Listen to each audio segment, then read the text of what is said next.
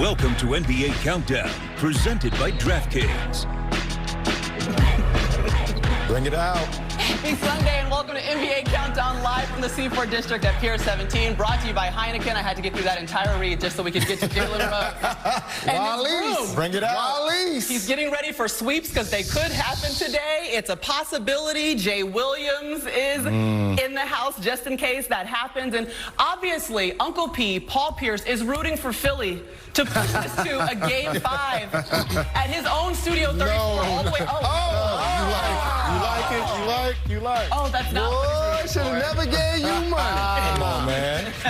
Sweep today, Jay. I like the broom, baby, because we're going to see a sweep today. I got your back, True.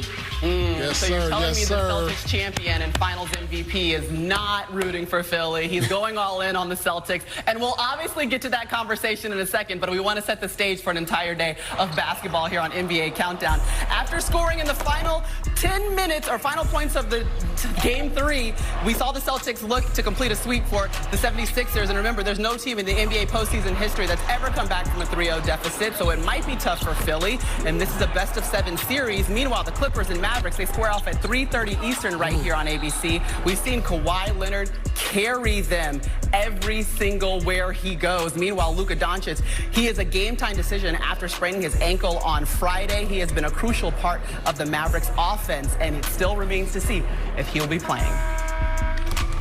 And now we welcome in our senior NBA insider, Adrian Wojnarowski. And Woj, what is the latest for Luka and his status for today's game? Maria, Luka Doncic remains a game-time decision. I'm told he's had around-the-clock treatment on that sprained left ankle since Friday night's Game 3 against L.A., and he will come out early here on Sunday. See how that ankle feels. I'm told it has gotten progressively better as the weekend's gone on. An MRI yesterday showed no damage, and Luka will make his decision for this very important Game 4 against L.A. Just prior to tip. I know the Mavericks are waiting. No player with a higher usage rate this postseason than Luka. And Woj, please stay right there. We want to talk to you about Philly a little bit later in the show. So we know that Luka is averaging 35 points, 7 rebounds, and 8 assists so far in this playoff series. So we know how important he is, Paul. But what does it mean to the Mavericks if he can't go today? I mean, the series is over. If Luka Doncic can't go, the series is pretty much over. I think it's a wrap anyway, because I'm seeing what I've seen from Kawhi. He has taken his team on his shoulders, and he's like, look, no more waiting around. I'm going to put this team on my shoulders, take the lead, and be like, look, let's go. Let's go. It's championship time. It's playoff time. This is playoff Kawhi, is what we seen last game. He's put this team on his shoulders, and it showed. He's looking like a dominant player that we seen from last year, and with the San Antonio Spurs, the 2 teams that he took into the finals and won finals MVP. That's the Kawhi I see right now. Yeah, I would agree with Paul. Similar to the way that LeBron James was last night, you knew he was the best player on the floor. Just that kind of dominance. I think you saw that from Kawhi. You know, look, it's not only 35 points, 8 and 8 that he averages. I mean, he had a triple-double and he was out. And in the last game, in Game 3, he had triple-double and he was out, right? So he creates so many other points for other teammates.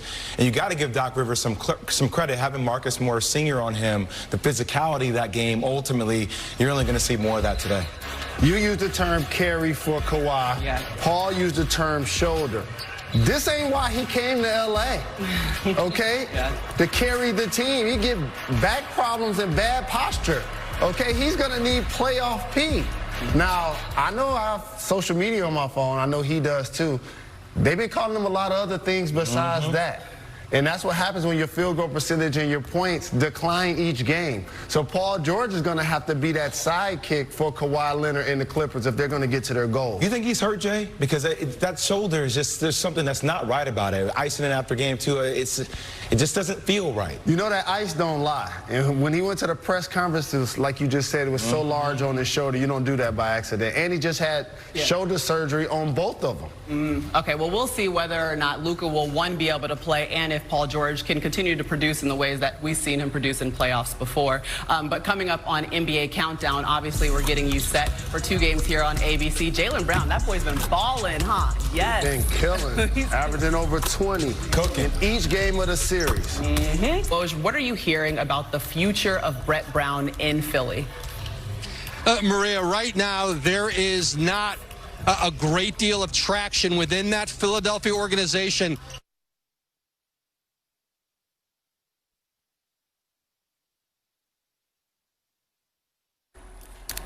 All right, so ultimately the 76ers improved their win percentage dramatically in their last 3 seasons under Brett Brown after trusting the process for the first 4 years of his tenure. However, that has not translated to postseason success as the 76ers have failed to move past the conference semifinals since Brown became the head coach. Now, since Woj couldn't finish what he wanted to say about Brett Brown, we're going to open it up to the group. We're going to start with Paul Pierce. And honestly, which way would you move if you were leading this organization? How would you move forward with your head coaching decision?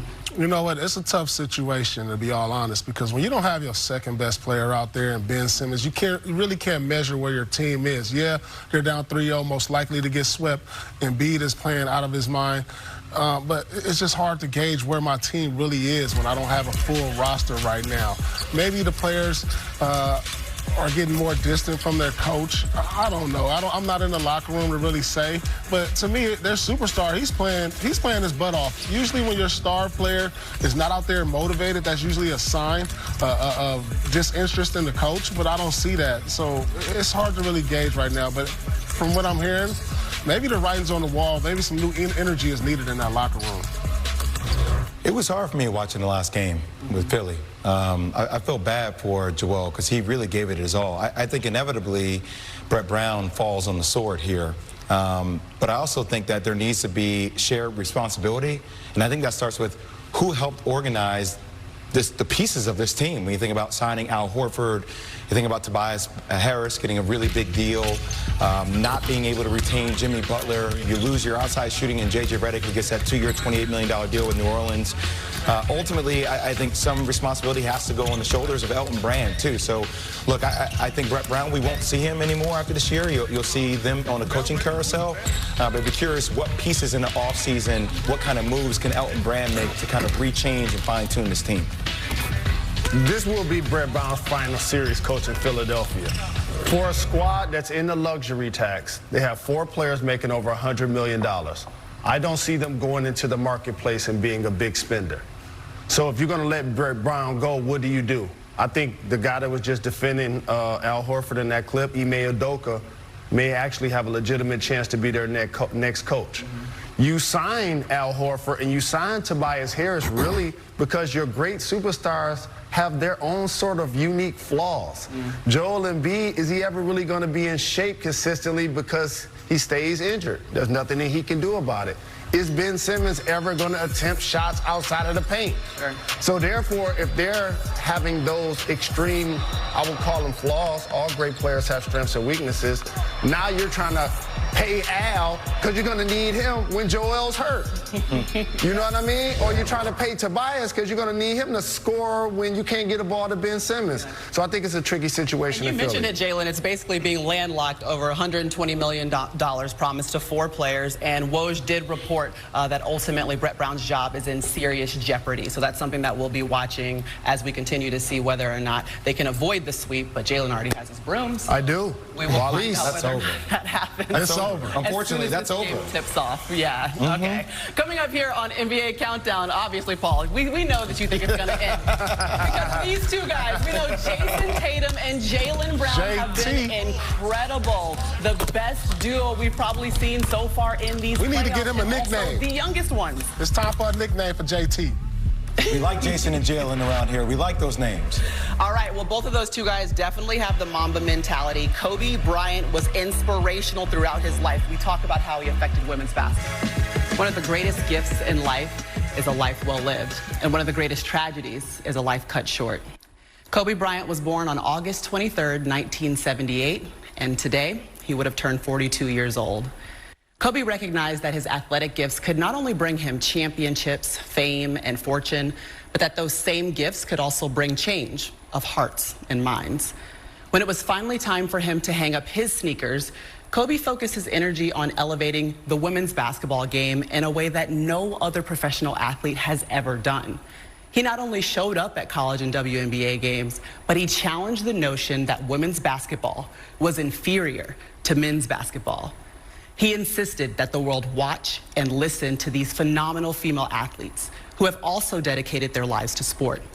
He devoted countless hours to mentoring the young women that his talented daughter, Gianna Bryant, aspired to compete against, and the players that she idolized. In doing so, he ensured that many of our enduring memories and images of Kobe Bryant are synonymous with women's basketball. And it's a legacy we know he'd be proud of. Kobe meant a lot, and he still means so much to me. He impacted my life from the moment I met him. We talked a lot. A lot of times it was beyond just basketball. He was an incredible example of the types of figures that young women need in their lives to believe that they can do the things that everyone can do. I just cherished every conversation I had with him. These little moments that you take for granted because you think you're going to have them forever. You were to say or ask who was our biggest supporter, it was Kobe. As a women's basketball player, it meant so much to me that he was fighting so hard to have us recognized and make things more equal between the two games. He was a part of the women's game and definitely pushing it forward, but also bringing awareness to it, bringing respect to it, and allowing us to respect ourselves. He had all of the respect for us, and I think that was key in us moving upward and on. You know, everybody's wearing the orange hoodie now, but Kobe was wearing the orange hoodie from the beginning, back in even '97. I think we can continue to carry on Kobe's legacy by, making sure we leave it all on the court. Just the way that he gave everything he had to perfecting everything it took to accomplish his goals is something that I admired, and that's something that I learned from him, is just that desire to be the absolute best. Kobe has left a blueprint for all of us of what he was passionate about, and we have to definitely take that blueprint and do something with it. So because of the Black Mama's dedication to women's basketball, the WNBA has created the Kobe and Gigi Bryant Advocacy Award, which will recognize an individual or group who has made significant contributions to the visibility, perception, and advancement of women's and girls basketball at all levels. Kobe Bryant lit the mainstream fire for women's basketball. Now it's my hope that we will all continue to pass on the torch in his honor. And we can start with our next WNBA game. It'll be Tuesday at 10 Eastern on ESPN2. Check out Kelsey Mitchell playing great right now for the Indiana Fever against Brianna Stewart and the Seattle Storm, who have the league's best record. Again, it's on ESPN2 and streaming live on the ESPN app. And for the DraftKings value player, we hit this right on the nose the last time we had a value player, so you might want to listen to us, okay? It's Josh Richardson of the Philadelphia 76ers. Obviously, Philly needs him to play well and help out Joel